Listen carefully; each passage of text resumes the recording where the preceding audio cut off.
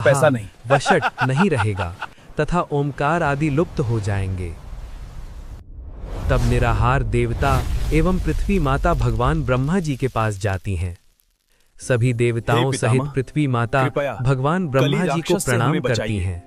देवराज इंद्र कली के दोष से होने वाली धर्म हानि का समाचार देवताओं सहित आदर पूर्वक ब्रह्मा जी को बताते हैं। दुखित देवताओं के वचन सुनकर ब्रह्मा जी उनसे कहते हैं, हम तुम्हारी मनोकामना पूरी करेंगे। देवताओं को साथ लेकर ब्रह्मा जी गोलोकवासी भगवान विष्णु के पास जाते हैं।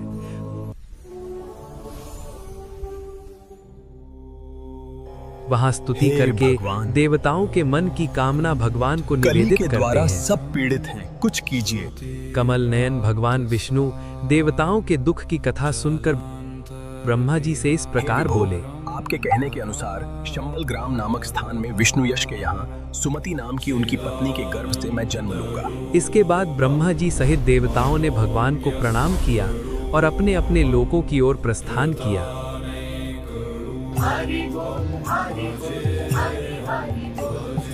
वैशाख मास के शुक्ल पक्ष की द्वादशी को भगवान का जन्म होता है।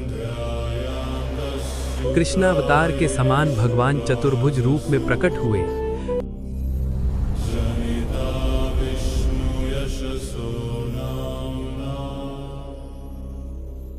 हे वायुदेव, आप सूतिका कक्ष में जाइए और भगवान से प्रार्थना कीजिए।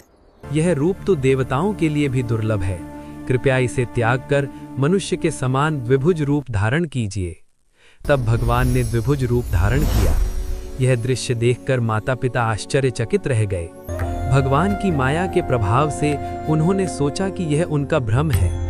विष्णु यश जी ने ब्राह्मणों को बुलाकर 100 गायें दान में दी तथा ऋग्वेद, यजुर्वेद और सामवेद के ज्ञाता ब्राह्मणों द्वारा बालक का नामकरण संस्कार करवाया। उसी समय भगवान हरि के बाल रूप के दर्शन हेतु परशुराम, कृपाचार्य, वेदव्यास तथा अश्वत्थामा द्रोणाचार्य के पुत्र भिक्षु वेश धारण कर वहां पहुंचे। इन चारों महापुरुषों के शरीर से सूर्य के समान तेज निकल रहा था। उन्हें देखकर विष्णु यश जी अत्यंत प्रसन्न हुए और उनके रोंगटे खड़े हो गए। उन्होंने आगंतुकों का विधि विधान से पूजन किया और गोद में साक्षात भगवान हरि अर्थात कल्की को देखा। उन विद्वान मुनियों ने जान लिया कि कली के नाश हेतु स्वयं भगवान कल्की ने अवतार लिया है।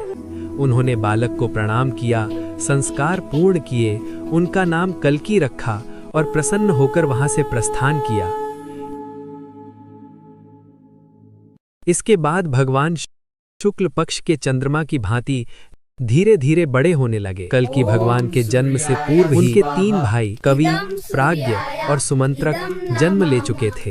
इसके पश्चात विष्णु यश जी ने कमल नयन सर्वगुण संपन्न गंभीर पुत्र कल्की जी को पढ़ने योग्य देखकर कहा, हे प्रिय, मैं तुम्हारा पवित्र ब्रह्म संस्कार यज्ञोपवीत कर गायत्री सुनवाऊंगा, तब तुम वेदों का अध्ययन करना। तब कल्की जी पूछते हैं, वेद क्या है, सावित्री क्या है, किस प्रकार के यज्ञोपवीत से संस्कारित होकर मनुष्य संसार में ब्राह्मण कहलाता है, इन सब का भेद हे पिताश्री मुझे बताइए। वेद भगवान हरि का वाक्य है। सावित्री वेद माता के नाम से प्रतिष्ठित है। 3 गुणों वाले 3 सूत्रों का यज्ञोपवीत धारण करने से मनुष्य ब्राह्मण कहलाता है। 10 यज्ञों से संस्कारित ब्रह्मवादी ब्राह्मण के पास तीनों लोकों के पोषक वेदों का वास होता है।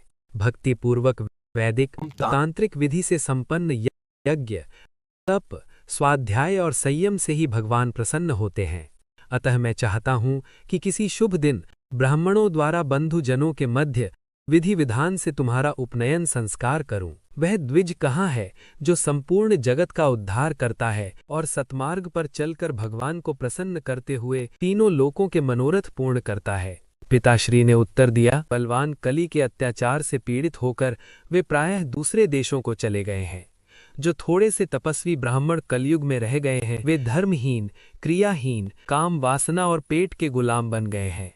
इस युग में ब्राह्मण अपनी रक्षा करने में असमर्थ होकर शूद्रों की सेवा करने लगे हैं।